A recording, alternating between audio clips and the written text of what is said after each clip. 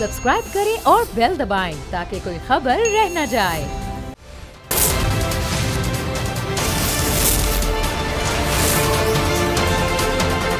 बिस्मिल्लाहिर्रहमानिर्रहीम, अस्सलाम वालेकुम। स्पेशल ट्रांसमिशन में मैं सुमैया रिजवान आपको वेलकम कहती हूँ। नाज़रीन, जो मुल्क का मौसम बदल रहा है, हम देख रहे हैं कि सियासी मौसम में भी खासा बदलाव आ चुका है। एक दूसरे पर तनकीद भी की जा रही है और पीटीएम तहरीक में जलसों के मौसम के बाद अब दावों का भी मौसम शुरू हो चुका है। अपोजिशन हुकूमत तो घर भेजने के दावे कर रही है, हुकूमत 5 साल पूरे करने के दावे कर रही है।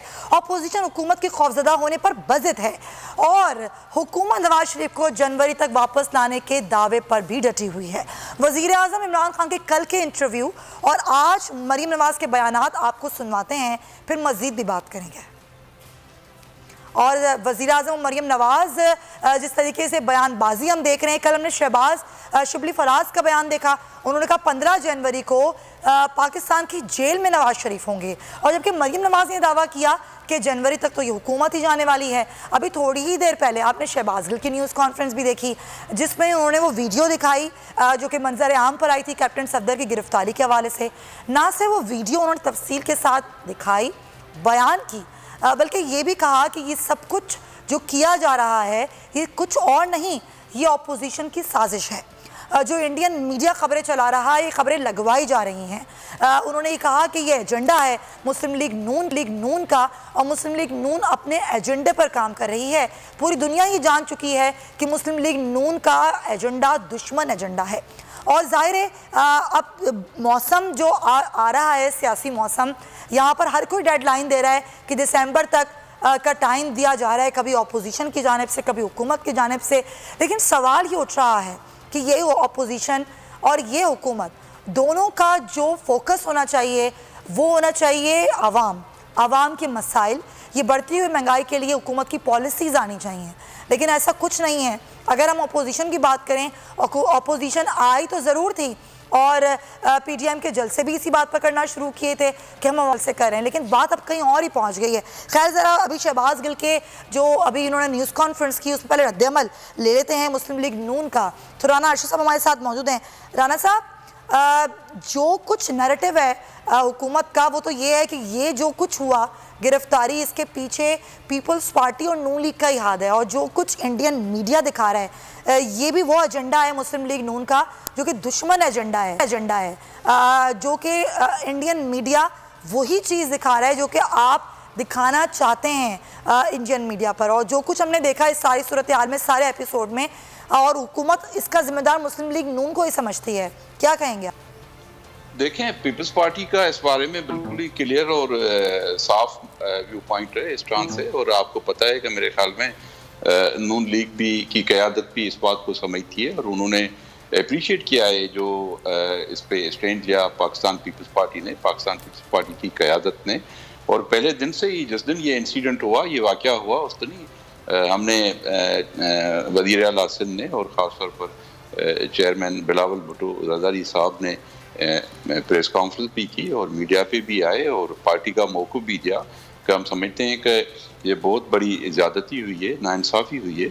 और साहब में ज्वाइन कर चुके हैं, पाकिस्तान तहरीक इंसाफ से आपका ताल्लुक़ है। उस्मान साहब, सवाल मैंने यही उठाया था कि दावे एक दूसरे पर तनकीद तो रोज़ाना की बुनियाद है। वफाकी चार वफाकी वुज़रा आते हैं, पूरा दिन न्यूज़ कॉन्फ्रेंस होती है और सिर्फ बात होती है कि जी अपोजिशन जो है वो ये कर रही है, पीडीएम के जलसों से कोई हुकूमत नहीं चली जाएगी, फिर अपोजिशन का तो काम ही यही है। लेकिन सवाल ये है कि जो काम करने का है हुकूमत का महंगाई, जिस पर अब तो 4 हफ्तों का टाइम दिया जा रहा है कि जी 4 हफ्तों में महंगाई ख़त्म हो जाएगी, कैसे ख़त्म होगी? हर शख्स ने अपनी कीमतें मुकर्रर की हुई हैं। कार्टलाइजेशन का खुद वज़ीर आज़म नाम लेते हैं, लेकिन कार्टलाइजर के ख़िलाफ़ कोई हिकमत अमली हुकूमत के सामने नहीं आती है। ज़्यादा ख़तरा आप लोगों को अपोजिशन से या महंगाई से है? देखिए सुमैया, इसमें कोई शक नहीं है, हम तो बारहा आपके प्रोग्राम में भी और टेलीविज़न पे इस बात का अयादा करते हैं। प्राइम मिनिस्टर ख़ुद भी इस बात से पहलू तही नहीं करते हैं और हम इसको मानते हैं कि मुल्क के अंदर महंगाई की सूरत हाल जो है वो बिल्कुल मौजूद है और आम आदमी की ज़िंदगी पर इसका असर पड़ रहा है। जब तक हम उसको मानेंगे नहीं, इस्लाह का कदम हम उठा ही नहीं सकते हैं। लेकिन ये भी आपके सामने हम बताएं कि जो आटा और ख़ास तौर पर जो आटे के ऊपर एक मामला चल रहा है और फिर चीनी, इसकी कुछ वजूहात हैं। हमने एक बहुत बड़े शुगर माफिया के ऊपर, जो पाकिस्तान में 70-72 साल से ऑपरेट कर रहा था और पाकिस्तान के गरीब अवाम का खून चूस रहा था, उस पर हाथ डाला है और उसके खिलाफ एक पूरी जंग का आगाज़ प्राइम मिनिस्टर ने किया है। लेकिन आने वाले दिनों के अंदर आप देखेंगी आटे की किल्लत की बड़ी वजह जो थी वो ये थी कि आज तक पाकिस्तान के अंदर कभी कोई सिस्टम सिरे से था ही नहीं कि आपकी कितनी गंदम पैदा हुई है और कितने स्टॉक के अंदर आ गई है। ये बिल्कुल सही इसका अंदाज़ा लगाया नहीं जा सकता था। हमने उसको भी ठीक किया है। 20 लाख जो टन गंदम है पाकिस्तान में पिछले 2 साल में तवातुर से कम पैदा हो रही है, क्योंकि यहाँ 2 साल में ये गंदम कम पैदा हुई, उसके बावजूद हुकूमत ने दरामद की इजाज़त दी, उसके बाद गंदम का बहरान पैदा हो गया। ये किसकी गलती थी? सुमैया, मैं यही आपके सामने ये एक टेक्निकल नुक्ता है जो लोगों को हम समझाना चाहते हैं कि क्योंकि पाकिस्तान के अंदर गंदम कितनी पैदा हुई है, इसका सही मानों में इसको मापने का और जांचने का कोई कंप्यूटराइज सिस्टम तो दरकिनार को मैनुअल सिस्टम भी उस तरह मौजूद नहीं था कि जो हमें बता सके कि एग्जैक्टली गंदम कितनी पैदा हुई है। इसलिए पहले हफ्ते तो हम उसको कंप्यूटराइज निज़ाम लेके आ रहे हैं ताकि आइंदा कभी इस तरह की गलती ना हो और इससे बढ़ के भी इंशाल्लाह हमारी चलें। ये तो आप कंप्यूटराइज निज़ाम लेकर आ रहे हैं, मैं आपकी जानिब आती हूँ, लेकिन उसके बावजूद हमारे मुल्क में प्राइस कंट्रोल कमेटियाँ हैं, DC हैं, कमिश्नर्स हैं जो कि तमाम चीज़ों पर नज़र रख सकते हैं। ये उनका काम है। जब वो अपना काम नहीं कर रहे तो उनसे अपना काम करवाया जाए या फिर टाइगर फोर्स मैदान में लाई जाए। ये सवाल मैं आपसे उठाऊंगी, लेकिन ज़रा मैं मुस्लिम लीग नून का मौक़िफ़ ले लूँ। राना आशिफ साहब से हमारा राब्ता बहाल हुआ है। राना साहब, बार बार मरियम साहिबा एक ही दावा कर रही हैं कि ये 2020 नहीं पूरा कर पाएगी हुकूमत। जलसों से हुकूमतें नहीं जाती। 127 दिन का धरना पाकिस्तान तहरीक इंसाफ ने दिया, उससे आपकी हुकूमत नहीं गई थी। जब जलसों से हुकूमत नहीं जाएगी तो हुकूमत जाएगी कैसे? क्या प्लान है आप लोगों के पास? इंशाल्लाह ये गवर्नमेंट जा रही है आपने कैसे की वजह से। कैसे? ऐसे आपने देखें कि ये मुंह पर हाथ फेरने वाला जो स्टाइल है न्याजी साहब का, कभी हिस्ट्री में chief executive of the country ने कभी ऐसा रोल प्ले किया है कि वो मौला जाट या नूरी नाथ का स्टाइल अपना ले? कभी ऐसे नहीं हुआ। 1973 लेकिन सब पाकिस्तान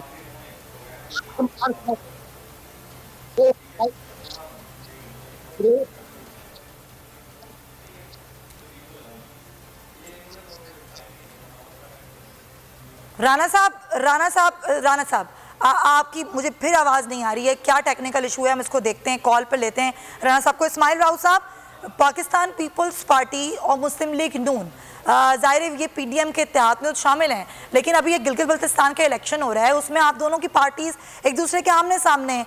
किस तरीके से इन चीज़ों को लेकर चलेंगे? आप कहते हैं कि बिल्कुल कोई तहफ़्फ़ुज़ात का इज़हार नहीं कर रहे हैं कराची गिरफ्तारी के मामले पर मुस्लिम लीग नून, लेकिन मुस्लिम लीग नून के अपने लोगों का, बड़े सीनियर रहनुमाओं का एक मौक़िफ़ है। कल मेरे प्रोग्राम में राना साहब ने कहा कि बिल्कुल हमें एतमाद नहीं है इसके इंक्वायरी पर, हमारे जो मुतालबात हैं वो मुतालबात शामिल करें। पाकिस्तान पीपल्स पार्टी से भी हमारी बात हो रही है, जब तक वो सवालात और मुतालबात शामिल नहीं होंगे इस इंक्वायरी को हम नहीं मानेंगे। तो फिर क्या होगा आगे? फिर क्या होगा? किस तरह मुतमईन करेंगे आप?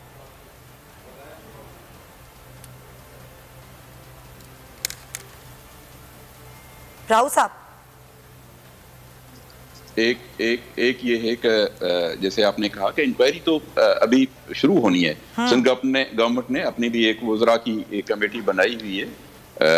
चीफ मिनिस्टर साहब ने उसका ऐलान कर चुके हैं, जो 5 वज़रा पे मुश्तमल है, वो तहकीकात करेगी। वो तो जब बात होगी, जब तहकीकात होके चीज़ें सामने आएगी, रिपोर्ट सामने आएगी, तब उसके बाद होगा कि क्या चीज़ होनी है या क्या नहीं है। मेरे ख्याल में हम हर सूरत में चाहते हैं कि जो कुछ भी हुआ है उसमें बगैर कोई मुबालगा किए हुए, बगैर कोई इजाफा किए हुए और बगैर कोई कमी किए हुए जो हकीकत है, जो हकायक हैं, वो असली शक्ल में अवाम के सामने, पाकिस्तान के सामने, कौम के सामने आने चाहिए कि ये हुआ क्या और कैसे हुआ।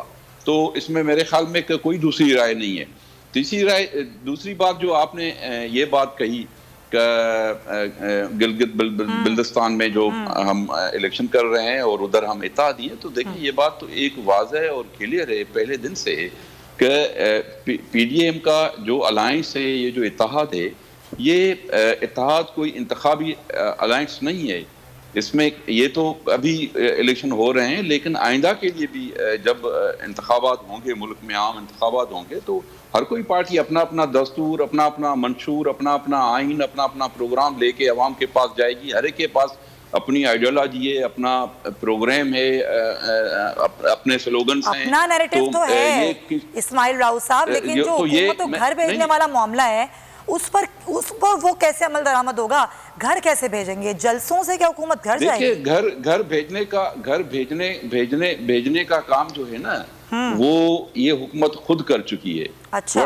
वरना आपको पता है कि जब पहली मर्तबा असेंबलियां आई, हमें तहफ़्फ़ुज़ात थे, हमारी क़यादत ने भी उसका इज़हार किया, चेयरमैन साहब ने किया, असफ़ अली ज़रदारी साहब ने कहा कि हमें इस जो इंतखाबात हुए हैं ये सिलेक्टेड हैं, ये इलेक्टेड नहीं है, लेकिन उसके बावजूद भी हम चाहेंगे अगर ये मुसलत हो ही गए हैं मुल्क पे, कौम पे, अवाम पे, तो अब ये करके दिखाएं जो इन्होंने वायदे किए थे, जो इन्होंने इकरार। इस्माइल राव साहब, चले 3 साल हो गए ना, आप लोग बड़े मजे की बात है, पीपल्स पार्टी के सूबे में हुकूमत है, लेकिन पीपल्स पार्टी इलेक्शन को नहीं मानती, तो क्या इस्तीफे देंगे आप लोग? देखिए, मैं बात थोड़ी अपनी पहली वाली जो बात मैंने शुरू की थी वो अगर मुकम्मल करने दें तो फिर उस पर दूसरी बात पे आते हैं। तो हमें तो ये नहीं था, हम तो चाहते थे कि ये आए, परफॉर्म करें, डिलीवर करें, अवाम को जो उन्होंने वायदे इकरार किए हैं वो पूरे करें। लेकिन आप लोगों ने देखा कि इन्होंने क्या किया। इन्होंने जो इस मुल्क के साथ अभी उस्मान साहब कह रहे थे कि हम हाथ डाल चुके हैं गंदम पे और इस पे, इन्होंने तो अवाम पे हाथ डाला है। आप देखें कि गंदम, ये कह रहे हैं, मुझे समझ में नहीं आया कि गंदम इस वक्त भी जो एदाद व शुमार हैं गंदम के, वो ये हैं कि इस वक्त भी हमारी पैदावार के मुताबिक गंदम हुई है जितनी हमारी कंजम्पशन है। सिंध वाहिद सूबा था जिसने गंदम में अपना टारगेट अचीव किया, न फ़कत पैदावार का टारगेट, लेकिन सबसे ज्यादा प्रोक्योरमेंट का टारगेट भी सिंध ने अचीव किया। लेकिन ये इल्जाम भी तो आप पर लगा राव साहब कि गंदम रिलीज नहीं की सिंध हुकूमत ने और रोक के रखी। देखिए, हमारे पास गंदम है 12 लाख, 12.5 लाख टन जो हमने प्रोक्योर की थी, और पाकिस्तान की तारीख में आप उठा के देख लें कि कभी ये हुआ है कि अभी हमारा फसल 25 लाख टन 2.5 मिलियन के करीब हमारी गंदम पैदा हुई है, 25 लाख 2.5 करोड़ टन, और 2 माह यानी जून में तकरीबन मई में हार्वेस्टिंग खत्म होती है, हमारा क्रॉप खत्म हो जाता है, जो मार्च से हार्वेस्टिंग शुरू होती है जाके पंजाब तक तकरीबन ये खत्म होता है मई में, और जुलाई के अंदर बल्कि जून के एंड के अंदर पंजाब में क्राइसिस पैदा हो जाता है। और पंजाब जहां 1 करोड़ 94 लाख टन गंदम पैदा हुई, और वो गंदम जो ये सूबा है जो अपनी खपत से, यानी अपनी सूबाई उसकी जो खपत है, कंजम्पशन है, उससे 60 लाख टन उसने गंदम ज्यादा पैदा की। तो गंदम गई कहाँ? तो सिंध में तो नहीं पैदा हुआ ना, सिंध में तो बहरान पैदा नहीं हुआ ना जी, सिंध में तो बहरान पैदा नहीं हुआ ना गंदम का। गंदम का बहरान पैदा हुआ ही पंजाब से। तो फिर गंदम की कीमत, आटे की कीमत सिंध में क्यों बढ़ गई? नरख बढ़ गए। ये वफाकी हुकूमत कहने लगी कि जी हमने हमेशा सितंबर, अक्टूबर, नवंबर में जाके रिलीज किए। आप ट्रैक रिकॉर्ड ले लें, आप हिस्ट्री ले लें कि पहले भी, और जब ये पहले राव साहब आपसे बेहतर कोई बता नहीं सकता क्योंकि ये आपके पास है महकमा, ये आपसे बेहतर कोई नहीं बता सकता, इसीलिए मैं आपसे सवाल कर रही हूँ। आपने कहा कोई बहरान पैदा नहीं हुआ, सारा मसला हुआ पंजाब नहीं है, तो फिर क्यों कीमत बढ़ी आटे की सिंध में? नहीं, बहरान तो बिल्कुल है ना, बहरान तो पैदा किया गया। जब आप मुझे बताएं, जब 1 करोड़ 94 लाख टन गंदम गुम कर देंगे, पूरे के पूरी पंजाब की गंदम आप डंप कर देंगे, स्मगल कर देंगे, जो ATMs मशीनें थी जो इनके करता धरता थे, ये कोई इतनी बड़ी गंदम का देखें बहरान। अच्छा, वफाकी हुकूमत ने कहा कि हमारे पास जो शॉर्टफॉल है वो फ़कत है 1.4, उसमें सीड भी शामिल था, उसमें स्ट्रेटेजिक रिजर्व शामिल थे मिला के। अगर ये हम माइनस कर रही थी, जो नेशनल फूड सिक्योरिटी की मिनिस्ट्री है, उन्होंने जो एदाद शुमार दिए, उन्होंने कहा कि हमें फ़कत गंदम की जो किल्लत है, कमी है, वो ये सब मिला के सीड स्ट्रेटेजिक रिजर्व्स मिला के 1.4 यानी 14 लाख टन, और हमारे मुल्क की कंजम्पशन 1 महीने की 21 लाख टन है। अच्छा। तो ये जो कमी होनी चाहिए थी, ये कमी होनी चाहिए थी। अगर ज्यादा में ज्यादा जाके होती तो फरवरी और मार्च में होती। चले मैं आती हूँ इस इशू पर भी आती हूँ।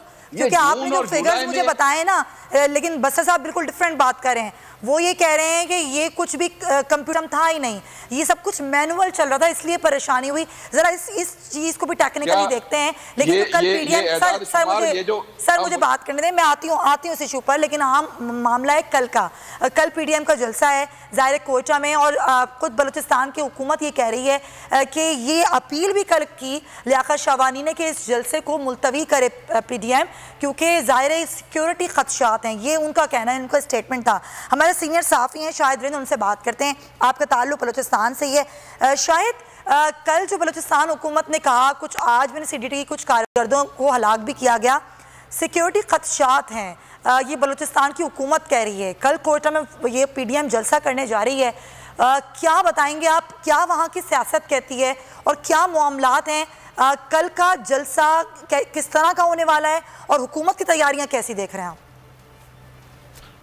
देखें, अगर कल के जलसे की हम बात करते हैं तो कोयटा में पश्तूनख्वा मिली अवामी पार्टी और जमीयत उलमा इस्लाम जो कि मेज़बान हैं इस जलसे की, दोनों के पास एक अच्छी स्ट्रीट पावर बलूचिस्तान में और बिलखुसूस कोयटा में मौजूद है। और जिस तरीके से हम देख रहे हैं कि मौलाना फजलुर रहमान ने बाय रोड आने का जो फैसला किया है, वो इस वक्त कल खुशदार में थे, आज वो कलात में, किसी वक्त वो कोयटा पहुंचेंगे। तो उससे एक बात ये जाहिर बिल्कुल होती है कि जमीयत उलमा इस्लाम एक बड़ी स्ट्रीट पावर या एक बड़े जो है ना ह्यूमन रिसोर्स के साथ कोयटा पहुंचेगी। सिक्योरिटी खदशात अपनी जगह पे मौजूद हैं, लेकिन हमने ये देखा है कि गवर्नमेंट ऑफ बलूचिस्तान की जानिब से अभी जी शायद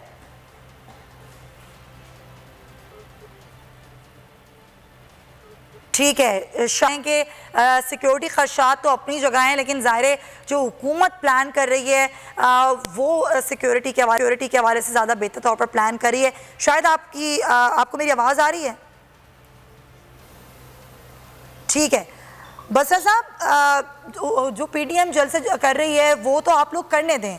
मेरा सवाल आपसे फिर यही है कि वो जो भी दावे करें, जो भी जलसे करें, जो भी एहतजाज करें, हुकूमत को चाहिए कि उस पर बयानबाजी से बेहतर है कि महंगाई के ख़िलाफ़ जो है वो हिकमत अमली बनाएं, और वो हिकमत अमली बना के आवाम को आगाह करें, ताकि आवाम को ये इत्मीनान हो कि हुकूमत उनके लिए काम कर रही है, ना सिर्फ बयानबाजी और रोज़ाना एक न्यूज़ कॉन्फ्रेंस के अपोजिशन ने ये कह दिया, आज हम उनके बयान के ख़िलाफ़ ये बयान देंगे। क्या ये बेहतर ना होगा कि हुकूमत इस पर काम करे जो काम करने का है? अच्छा सुमैया, आपने क्योंकि काफ़ी लंबा टाइम पीपल्स पार्टी के हमारे दोस्त को दिया है तो उन्होंने काफ़ी ज़्यादा चीज़ें उठाई हैं। मैं बड़ी माजरत से कहूँगा कि हम टेलीविज़न पे जब बैठते हैं तो हमें ये एहसास करना चाहिए कि हम मोहल्ले के किसी थड़े पे नहीं बैठे हुए, हमें फैक्ट्स को डिस्टॉर्ट नहीं करना चाहिए। ज़रा मैं एक क्विकली ज़रा उनको रिस्पॉन्ड कर लूँ। सबसे पहले तो आपने उनकी तवज्जो इस दौरान मबजूल करवाई कि पूरे पाकिस्तान के अंदर तो आप NRO लेने के लिए एक साथ हैं, यानी कि हाथी के दांत हैं, यहाँ खाने के यानी कमीशन खाने के लिए आप इकट्ठे हैं, और दिखाने के लिए जहाँ इकट्ठे होना चाहिए था वो GB के इलेक्शन में, वहाँ एक दूसरे के आप गले चीर रहे हैं। तो ये है असल में इनकी हकीकत कि पाकिस्तान के इस हिस्से के अंदर ये इकट्ठे हैं NRO लेने के लिए, चोरी बचाने के लिए, माले हराम के तहफ़्फ़ुज़ के लिए, और जहाँ पे इलेक्शन हो रहे हैं वहाँ पे एक दूसरे के खिलाफ तकरीरें भी कर रहे हैं, एक दूसरे के गले भी काट रहे हैं, और वहाँ एक दूसरे के ऊपर वही पम्फलेटबाजी कर रहे हैं जो बेनज़ीर के खिलाफ नवाज शरीफ किया करते थे, जो बिलावल कहा करते थे ये मोदी के यार हैं, गिरती हुई दीवार हैं, और जो जरदारी साहब कहा करते थे कि ये जनाब हिंदुस्तान के साथ मिलकर ग्रेटर पंजाब की साजिश कर रहे हैं, और जो शहबाज शरीफ कहा करते थे मैं इनका पेट फाड़ूंगा। तो ये इनकी हकीकत खुद ब खुद खुल के सामने आ गई पाकिस्तान के लोगों के सामने कि ये बिल्कुल एक पेज के ऊपर नहीं है, मास व NRO लेने और चोरी बचाने के। अब इन्होंने गंदम की बड़ी तफसील से बात की। देखिए, मैंने इनके सामने मैं चैलेंज कर रहा हूं कि मैं जो फैक्ट्स दे रहा हूं ये उसको किसी सूरत जुटला नहीं सकते कि पाकिस्तान के अंदर औसत 20 लाख टन गंदम कम पैदा हुई है। और दूसरी बात यह है कि थोड़ी सी बहादुरी का ये मुजाहरा करें और अपनी बारी के ऊपर सिर्फ ये बता दें कि कितनी गंदम आपने अभी तक रिलीज की, और जब 18वीं तरमीम के बाद पूरे इख्तियार सूबों को चले गए हैं तो ये जो आप नोहा किनारे रहते हैं हर वक्त के, मरकज की हुकूमत ने ये कर दिया, मरकज के पास तो 2-3 इकदाम के अलावा काम ही क्यों नहीं रह गया? आप आटा मुफ्त क्यों नहीं बेचते वहां पे पंजाब के अंदर, सिंध के अंदर? आप सब्सिडाइज क्यों नहीं करते सिंध के अंदर? आपके पास वाफर गंदम जो है तो कराची से लेके तो आप कश्मीर तक आपकी गंदम मुफ्त क्यों नहीं जा रही? आटे का बुरान क्यों है? सिंध में आटे के बुरान की वजह से पंजाब से गंदम स्मगल होकर वहां गई है, जिसके क्राइसिस पैदा हुआ है मेनली। खैर, अब आपके सवाल की तरफ आते हैं। सुमैया, हमको भी कोई शौक नहीं है कि इनको इनके बयानात को रिबट करें या उनको आके हम उनके ऊपर जो है वो बात करें, लेकिन क्या करें कि पाकिस्तान के लोगों को ये बताना भी ज़रूरी है कि ये जो नवाज शरीफ साहब हैं ये किस तरह से नरेंद्र मोदी और रॉ के बयानियों को पाकिस्तान में ले आए हैं। ये अल्ताफ़ हुसैन नंबर 2 पाकिस्तान की जो कौमी मुफाद है उसको किस तरह बेच खाए हुए हैं। क्या हम बात ना करें कि जब नवाज शरीफ खड़ा होकर एक जलसे के अंदर मेरी फौज, मेरे अस्करी इदारों और मेरे आर्मी चीफ की तस्दीक करें, बात उसका ना हम करें, जवाब क्योंकि वज़ीर आज़म कह रहे हैं कि मैं तो नवाज शरीफ को लेकर आऊंगा चाहे मुझे बोरिस जॉनसन से बात क्यों ना करनी पड़े। तो ऐसा तो कोई मुआहिदा बरतानिया के साथ पाकिस्तान का है नहीं, क्योंकि इससे पहले हमने अल्ताफ़ हुसैन का मामला देख लें या इसाक डार का मामला देख लें तो हुकूमतें कुछ कर नहीं पाई। तो ये सिर्फ सियासी बयान के तौर पर हम लें इमरान खान साहब का बयान या फिर वाकई कुछ करेगी हुकूमत? सुमैया, मार्क माई वर्ड्स, एक चीज़ तो आपको पता है कि जहाँ पे हमारे हुकूमत में लुकनत है मैं हमेशा आपके सामने मानना हूँ, लेकिन मार्क माई वर्ड्स इन लोगों ने ये जो सो कॉल्ड इशराफिया पाकिस्तान के अंदर अनाने हुकूमत पे ये काबज रहे हैं, इन्होंने जानबूझ के डेलिब्रेटली उन सेफ हेवंस के खिलाफ के साथ कभी एक्स्ट्राडिशन ट्रीटीज नहीं की। मसलन पैसा सारा इंग्लैंड के अंदर है, भाग के जाना भी वहाँ है, बच्चे भी वहाँ हैं, कारोबार वहाँ है, एक्स्ट्राडिशन ट्रीटी नहीं की उनके साथ, क्योंकि इनको पता है कि हमने अल्टीमेटली वहीं जाके जम होना है उस सोसाइटी के अंदर, हवाखोरी वहीं करनी है। मेरे वजीर आज़म, आपके वजीर आज़म का मुसम्मम इरादा है, जो कल उन्होंने बता दिया कि अब पाकिस्तान में कानून की हुक्मरानी के बगैर हम आगे नहीं बढ़ सकते। अच्छा। और इन चोरों और टीटी बाजों के खिलाफ जब तक हम उनको वापस नहीं लेके आएंगे, लोगों में ये यकीन नहीं आएगा कि कानून 2 नहीं 1 हैं। मतलब ये किधर लिखा हुआ है कि पाकिस्तान का 3 दफा का वजीर आज़म चोरी के बाद सजा याफ्ता हो और वो जाके रेफ्यूजीज ले ले वहां पे लंदन के अंदर और वहां बैठ के पाकिस्तान के खिलाफ भारत का बयानिया जो है उसका सफीर बन जाए, हम उसको अलाउ नहीं करेंगे। अब अल्ताफ हुसैन हो या नवाज शरीफ हो, ये दोनों एक ही सिक्के के 2 रुख बन चुके हैं। ये दोनों भारत के सफीर बन चुके हैं गैर एलानी तौर पे। ये पाकिस्तान की ये भी अब आप लोगों के लिए जाहिर टेस्ट केस होगा कि कैसे मियां साहब को वापस सुमैया एक लाइन जरा सर जी सर जल्दी से एक जुमला बोल दीजिए सुमैया, बस सुमैया एक लाइन, ये बात आप याद रखिए कि अब किसी सूरत भी नवाज शरीफ को हम वहां नहीं रहने देंगे। हमें जाके उनसे मुआहदा करना पड़े या कंपैशनेट बेसिस के ऊपर उनसे जाके दरख्वास्त करनी पड़े। कानून ये है, मैं क्योंकि वहां पे प्रैक्टिस भी किया मैंने, कि जो आपका जाता है वीजा, जो विजिट वीजा है, इसके ऊपर जाके आप वहां पे इस तरह के मामला नहीं कर सकते। इसको हम उनकी अदालत से स्ट्राइक डाउन करवा के उनको वापस लेके आएंगे होंगे। ठीक है, चले देख लेते हैं, ये हुकूमत का वाकई टेस्ट केस होगा। शायद आपसे राब्ता हमारा बहाल हुआ, कल पीडीएम के जलसे के हवाले से जरा बताइए, आप बेहतर समझते हैं वहाँ के मामलात, सियासी मामलात। अभी आपने बताया कि पश्तूनख्वा मिली अवामी पार्टी है जो कि इनको होस्ट कर रही है, स्ट्रेंथ के हवाले से जरा बताइएगा। कोयटा के हवाले से कहा जा रहा है कि इतनी स्ट्रेंथ शायद पीडीएम इकट्ठी ना कर पाए, तो स्ट्रेंथ कैसे इकट्ठी करेंगे और हुकूमत की क्या तैयारी है वहाँ पर कल के पीडीएम के जलसे को लेकर? देखें, हुकूमत का काम सिक्योरिटी अरेंजमेंट्स करना है, वो हुकूमत कर चुकी है। और पीडीएम की स्ट्रेंथ की अगर हम बात करते हैं तो अयूब स्टेडियम, अभी तक मैं अपनी जर्नलिस्टिक और पॉलिटिकल जो as a student of politics and journalism, Ayub stadium को जनरल रिटायर्ड परवेज मुशर्रफ अपने इक़्तिदार के दौर में नहीं भर पाए। तो जो पहले पीडीएम ने जलसा का सिलेक्ट किया था, वहां पे चूंकि एक रोड थी, वहां पे वो क्राउड इकट्ठा कर सकते थे, कंजेस्टेड एरिया था, लेकिन अयूब स्टेडियम को अभी तक ये कैपेसिटी कितनी है अयूब स्टेडियम की? आपने कहा मुशर्रफ, जनरल मुशर्रफ कभी कैपेसिटी इसको फुल नहीं कर पाए, तो कितनी कैपेसिटी का है अयूब स्टेडियम? देखें, 20 से 25 हजार की इसकी कैपेसिटी है, लेकिन ये क्वेटा का सबसे बड़ा फुटबॉल ग्राउंड है और आज तक पॉलिटिकली हमने नहीं देखा कि कोई इसे हाउसफुल कर पाया। नामुमकिन भी नहीं है, क्योंकि स्ट्रेंथ ये जमातें जो इस वक्त मेजबानी कर रही हैं इस जलसे की, वो यहाँ ला सकती हैं। लेकिन एक चीज याद रखिएगा, जब कभी भी इस तरह के मुश्तरका जलसे होते हैं तो पार्टियां एक दूसरे पे जब रिलाय करती हैं तो वहां पे उन्हें नुकसान होता है। लेकिन मौलाना फजलुर रहमान जो है वो खुजदार से बाय रोड आ रहे हैं, तो ये इम्कानात हैं कि सिंध से जो काफिले उनके साथ हैं और फिर खुजदार और कलात एक स्ट्रॉन्ग होल्ड रखता है जमीयत उलमा इस्लाम का। लेकिन जो सबसे दिलचस्प सूरत-ए-हाल कल होगी वो स्टेज पे होगी जलसे के दिन। अवामी नेशनल पार्टी एक तरफ पाकिस्तान डेमोक्रेटिक मूवमेंट के स्टेज पर मौजूद होगी, दूसरी तरफ उनके वज़रा जाम कमाल की काबीना का हिस्सा है। तो अवामी नेशनल पार्टी की बड़ी दिलचस्प सूरत-ए-हाल है। नून लीग बलूचिस्तान के साबिक सूबाई सदर और साबिक वज़ीर आला नवाब सनाउल्लाह ज़हरी आज इस जलसे में शिरकत के लिए तकरीबन 10 माह के बाद क्वेटा पहुंचे हैं। कल वो भी स्टेज पे बैठे होंगे और उनकी हुकूमत गिराने वाले जो लोग थे, जिनमें बलूचिस्तान नेशनल पार्टी और जमीयत उलमा इस्लाम फे जो है ना वो हरावल दस्ते का किरदार अदा कर रही थी, वो भी कल वहीं स्टेज पे बैठी होंगी। तो ये एक ऐसी सिचुएशन होगी जो पॉलिटिकल लोग जिन्होंने एक दूसरे को माजी में डिच किया हुआ है, वो कल सब एक ही प्लेटफॉर्म पे होंगे। तो वहां वो क्या एड्रेस करेंगे, अवाम को क्या बताएंगे, ये बड़ी इंपॉर्टेंट चीज है। और ये शायद कल मियां साहब की तकरीर भी होगी, इस बात का नून लीग ने बताया कि कराची जलसे में तो नहीं थी उनकी तकरीर शामिल, तो वो तकरीर भी होगी और फिर बाकी लोग जिनका आपने जिक्र किया वो उनकी तकरीर भी इसमें शामिल होंगी। तो मैनेज कौन कर रहा है? जो होस्ट कर रही है पश्तूनख्वा मिली अवामी पार्टी, वो ही सब कुछ मैनेज कर रही है या फिर दीगर जमातें भी इसमें अपना किरदार अदा करेंगी? नहीं, देखें, जमीयत उलमा इस्लाम फे, पश्तूनख्वा मिली अवामी पार्टी और उसके अलावा बलोच कॉन्फ्रेंस जमातों में बीएनपी मेंगल और नेशनल पार्टी वो अपना पूरा जोर लगा रही हैं जलसे के लिए। अयूब स्टेडियम को कल फुल करना, इस जलसे से बलूचिस्तान की सूबाई हुकूमत को कोई खतरा नहीं है। लेकिन ये जो तहरीक है, इस तहरीक के नतीजे में जो अपोजिशन की जमातें, उन्हें पता है कि वो ना पाकिस्तान तहरीक इंसाफ की हुकूमत गिरा सकते, ना बलूचिस्तान अवामी पार्टी की। अगर कहीं पर सिविल मिलिट्री रिलेशन में कहीं पर ट्रस्ट डेफिसिट आता है तो उसका एडवांटेज ये अपोजिशन जमातें उठाना चाहेंगी।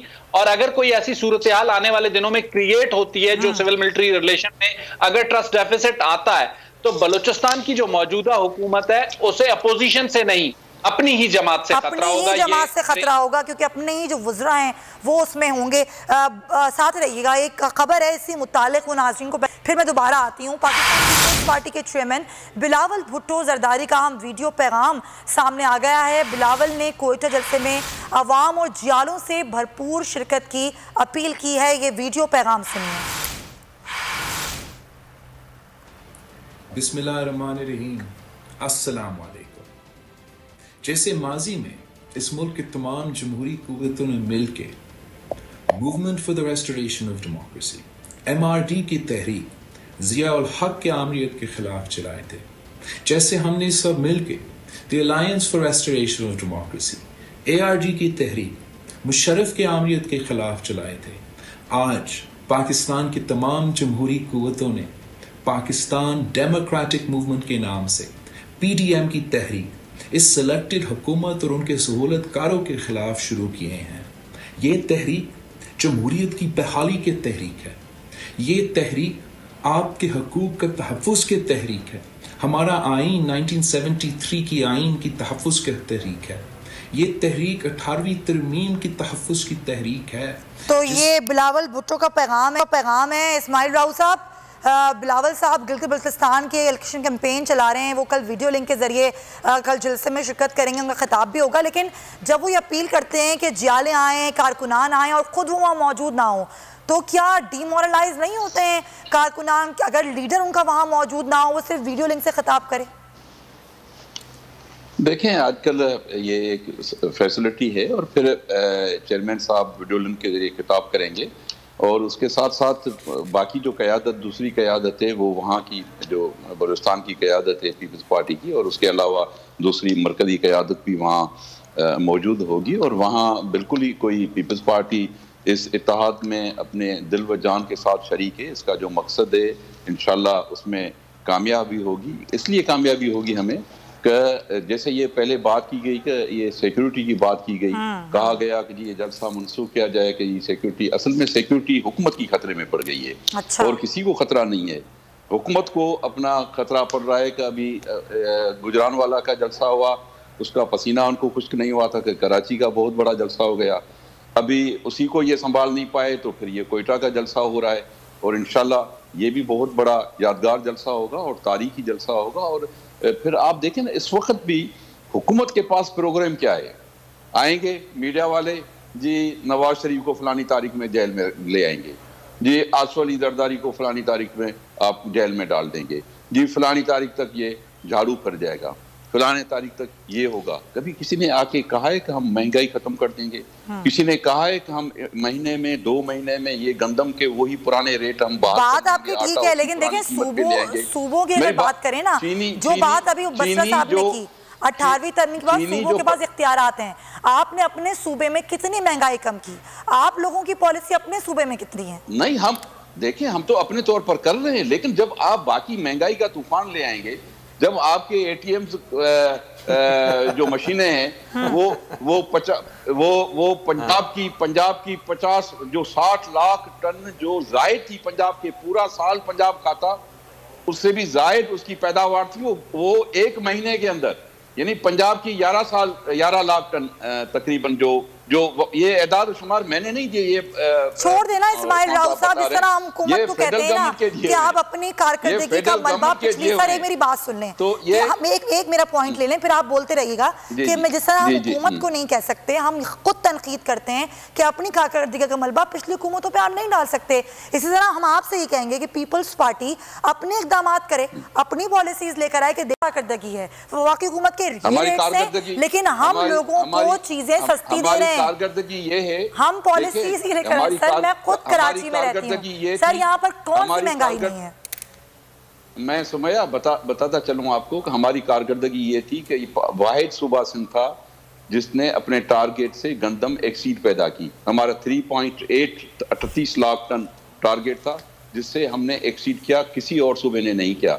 और जहां इनके मोमिन और बैठे थे, मेरिट वाली हुकूमत और गुड गवर्नेंस वाली हुकूमत बैठी थी, उसने अपनी पैदावार KPK की तो यही सवाल तो कर रही हूं, फिर आटे का थैला 1500 रुपए में क्यों बिका कराची में? प्रोक्योरमेंट मैं बताता चलूं आपको, तो और फिर प्रोक्योरमेंट थी, जो गंदम की खरीदारी थी, उसमें भी टारगेट जो था वो तकरीबन 98% हमने हासिल किया, किसी और सूबे ने हासिल नहीं किया। तो ये अब देखें हुकूमत के बस की बात नहीं रही, इन्होंने अवाम का जो जीना है वो अजीरन कर दिया है। इस वक्त अवाम निकल पड़े हैं, पॉलिटिकल पार्टीज तो हैं ही, लेकिन अवाम के सर सारी बातें अपनी तरफ, हुकूमत की कारकर्दगी अपनी तरफ, एक हुकूमत आपकी भी है। कराची में जलसा होता है, बिलावल भुट्टो साहब बहुत अच्छा खिताब करते हैं, लेकिन कराची के मसाइल की वो बात ही नहीं करते। यहाँ सेवरेज के मसाइल हैं, यहाँ पानी के मसाइल हैं, यहाँ कचरे के मसाइल हैं, साफ पानी लोगों को मैसर नहीं है, महंगाई यहाँ पर भी बहुत है, बेरोजगारी के मसाइल हैं, लेकिन वो एक मसले का जिक्र नहीं करते सिवाय आइलैंड के अलावा कि आइलैंड का मामला है, ऑर्डिनेंस हुकूमत ने जारी कर दिया है, इसको वापस लिया जाए। सर कराची के अवाम ने वोट दिया है ना, सिंध के अवाम ने वोट दिया है ना, तो फिर पूछने का हक हम रखते हैं कि क्या कर रही है पीपल्स पार्टी अपने सूबे में। पाकिस्तान पीपल्स पार्टी बिल्कुल अपने सूबे के अवाम की खिदमत कर रही है। हमने अपने तमाम तर देखे, इस वक्त भी कराची की जो शाहराहें, फ्लाई ओवर्स, सड़कें, हस्पताल, वो आपको कहीं और उसकी मिसाल नहीं मिलेगी जो हमने बनाए। और फिर ये इस वक्त जो हुकूमत आई है, अब इन्होंने सिंध गवर्नमेंट क्या कर रही है, आप इससे अंदाजा कर लें कि अगर वजीर आज़म साहब कराची में आके जो ऐलान करते हैं, और सर कभी रोड आ जाती है वैसे गढ़ों में, जब कराची की सड़कों पे हम गाड़ी चलाते हैं, सर मैं भी गाड़ी चलाती हूँ, कभी रोड आ जाती है इन गढ़ों में, तो बड़ा अच्छा लगता है हमें। हेलो जी इस्माइल साहब जी, तो ये वजीर आज़म साहब ने पैकेज दिया था, वो पैसे भी फेडरल गवर्नमेंट के थे, इस वक्त सूबाई हुकूमत के। मैं पूछती हूँ, हुकूमत ने अभी तक इसमें कुछ भी नहीं दिया है, न दिया। मैं पूछती पुराने स्कीमें बिल्कुल सही, वो तो 40 दिन हो गए, 40वां हो गया 1100 अरब का। मैं पूछती हूँ बस साहब से, जो आपके पूछने का है वो सवाल मैं आपसे पूछूंगी, जो वफाकी हुकूमत से पूछना है वफाकी हुकूमत से पूछूंगी। बिल्कुल सही, आप वफाकी हुकूमत की नुमाइंदगी करें बस साहब, पाकिस्तान तहरीक इंसाफ की MNAs यहाँ से मुंतखब हुए हैं, वोट मिले हैं, क्या हुआ है 1100 अरब के पैकेज का, जिसका 40वां हो चुका है लेकिन कोई आवाज नहीं आई, क्या हुए वो 1100 अरब रुपए? अब जरा थोड़ा सा सुमैया, मैं तो आपकी बात पे मेरी हंसी निकल गई कि जब आपने कराची की बेमिसाल तरक्की की तरफ मोहतरम का रुझान खींचा, लेकिन वो उस पर कह रहे हैं मुझे आवाज़ नहीं आ रही। बिल्कुल आपने सही कहा कि कराची में खड्डों में दरमियान में सड़क भी मौजूद है। अब मुझे समझ नहीं आती कि मेरे प्यारे भाई टेलीविजन पे बैठ के किसको बेवकूफ़ बनाने की कोशिश कर रहे हैं। देखिए 18वीं तरमीम के बाद पाकिस्तान का बच्चा जानता है कि अनाने हुकूमत आपकी सूबाई हुकूमतों के पास है। आपका ख़जाना हो, सेहत हो, तालीम हो, हिफाजत हो, हर चीज़ सूबाई हुकूमत के पास है। लेकिन ये स्टेजों पे चढ़ के कराची के स्टेज में गला फाड़ के कहते हैं जी हुकूमत नहीं है, तो हुकूमत तो भाई कराची सिंध का हिस्सा है ना। उस्मान साहब, एक चीज़ मुझे बताइए, उस्मान साहब गैर मामूली हालात पैदा हुए, सैलाबी कैफियत कराची में पैदा हुआ। अगर गैर मामूली हालात ना होते तो वजीर आजम, आर्मी चीफ सब यहाँ ना आते, यहाँ पर बैठ कर 1100 अरब रुपए के पैकेज का ऐलान ना होता। तो अनयूजुअल सूरत हाल थी, इसीलिए वफाक आया। वफाक ने कहा कि हम आपके साथ खड़े होंगे। फिर क्या हुआ हमें नहीं पता।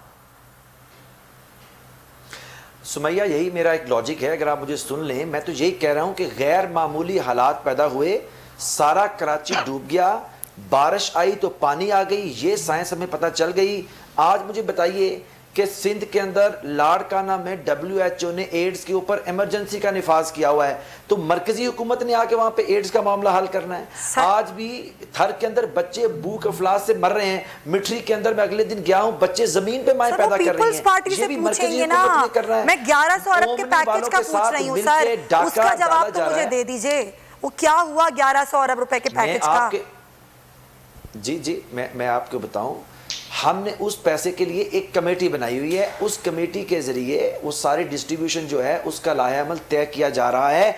लेकिन आपका सवाल अपने अंदर ही पीपल्स पार्टी की हुकूमत के लिए बायसे शर्म है कि आपके यहाँ पे कोई भी हालात पैदा हो, सैलाब आए, कुत्तों की वैक्सीन तक ना हो, तो मरकजी हुकूमत को एक्स्ट्रा ऑर्डिनरी सर्कमस्टांसेस में सर मेरे सवाल की जस्टिफिकेशन नहीं है ये मेरा सवाल। देखें सर, देखिए उस्मान साहब, आप काबिल एहतराम है, आप हमेशा सही बात करते हैं, आप बिल्कुल टू द पॉइंट बात करते हैं। मुझे अच्छा नहीं लग रहा कि मैं आपसे फिर सवाल दोहरा रही हूं कि देखें, जो सवाल पीपल्स पार्टी से करने का है मैं उनसे करूंगी।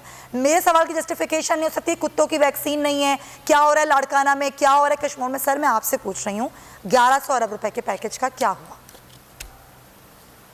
मैंने आपकी खिदमत में अर्ज की कि 1100 अरब रुपए के पैकेज के ऊपर पीपल्स पार्टी की हुकूमत एक डेडलॉक पैदा किए बैठी थी। ये कह रहे थे कि आप ये सारा पैसा हमें दे दें ताकि हम लगा के या मंजूर पापड़ वाले के अकाउंट में बराबर तकसीम कर दें। हमने उसकी कमेटी बनाई है, उस कमेटी के ऊपर पीपल्स पार्टी भी ऑन बोर्ड है, जितने भी कराची के स्टेक होल्डर हैं सारे ऑन बोर्ड हैं। ये टेलीविजन पे आपकी उसकी बात नहीं करते।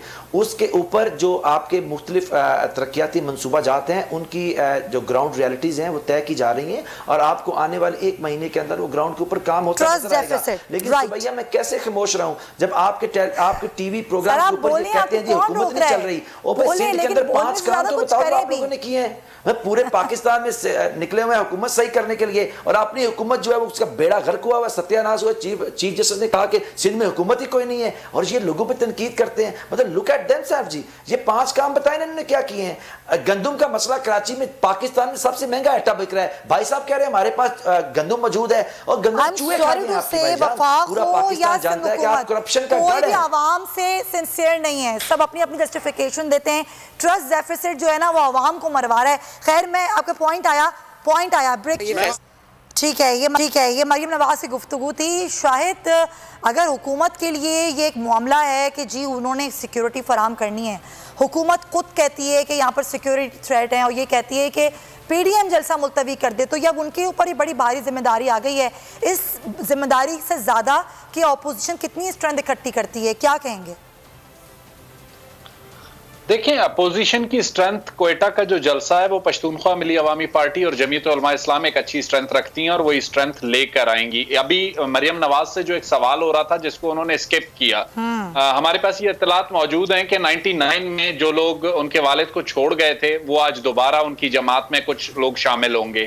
और इसके अलावा बिलावल का वीडियो मैसेज चला रही थी, तो बिलावल चाहे वो टेलीफोनिक खिताब करें, वीडियो खिताब करें क्वेटा में, कम अज कम उन्हें बलूचिस्तान की आवाम को ये बताना चाहिए कि जब सनाउल्लाह ज़हरी की गवर्नमेंट गिर रही थी तो उस वक्त कयूम सुमरो क्वेटा में क्या कर रहे थे, उनका क्या किरदार था। क्योंकि बलूचिस्तान असेंबली में उस वक्त कयूम सुमरो की जमात पाकिस्तान पीपल्स पार्टी का कोई रुकन नहीं था।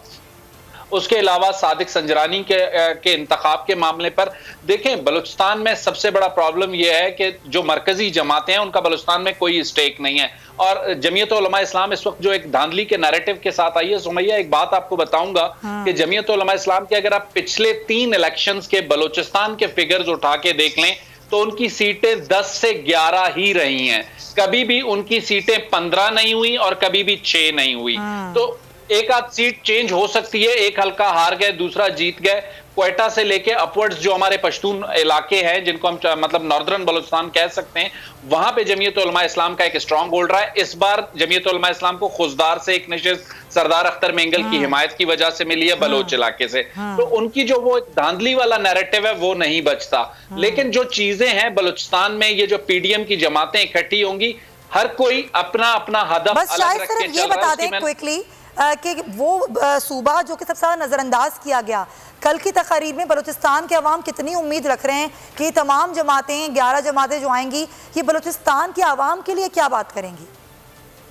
देखें, ये दोनों जमातें, जो बड़ी जमातों की अगर हम बात करते हैं और छोटी जमातों में तकरीबन मेरा ख्याल है मासिवाए BNP Mengal Balochistan national party के जो लास्ट टाइम 97 में अख्तर मेंगल साहब गवर्नमेंट में आए थे, इस वक्त तक वो सूबे में हुकूमत में नहीं आए। बाकी जितनी भी जमातें पीडीएम के स्टेज पे मौजूद होंगी, चाहे वो नून लीग हो, चाहे वो पाकिस्तान पीपल्स पार्टी हो, चाहे वो नेशनल पार्टी हो, जमीयत उलमा इस्लाम हो, अवामी नेशनल पार्टी हो, ये तमाम जमातें बलूचिस्तान की हुकूमत का हिस्सा रही हैं। इस वक्त सबसे बड़ा मसला जो है, बलूचिस्तान अवामी पार्टी हो या पाकिस्तान तहरीक इंसाफ हो, उनके पास बलूचिस्तान से कोई काउंटर नैरेटिव नहीं है। इस वक्त काउंटर नैरेटिव के लिए वजीर आला बलूचिस्तान को खुद ट्विटर पे एक्टिव होना पड़ता है। उनकी जो काबीना में हैवी बिल्कुल ऐसा ही है, जब आपस में इतना गैप होगा तो जाहिर है फिर उसका फायदा न नुकसान वो कोई भी इतना उठा नहीं सकेगा। बहुत शुक्रिया शायद आपका भी, उस्मान सईद बसरा साहब, इस्माइल राहू साहब, तमाम हजरात का। ट्रांसमिशन का इख्तिताम करने से पहले बस मैं यही कहना चाहूँगी, कल का जलसा हो या उससे आगे आने वाले जलसे, अगर अपोजिशन और हुकूमत आवाम के लिए बात नहीं करेगी, सिर्फ अपने सियासी मकासद के लिए दूसरे को तनकीद का निशाना बनाएगी, तो ये याद रखें तो फ़ायदा उनका भी नहीं होगा। इसी पॉइंट के साथ इंशाल्लाह आपसे फिर कभी मुलाकात होगी। अपना बहुत ख्याल रखिएगा। अल्लाह हाफ़िज़।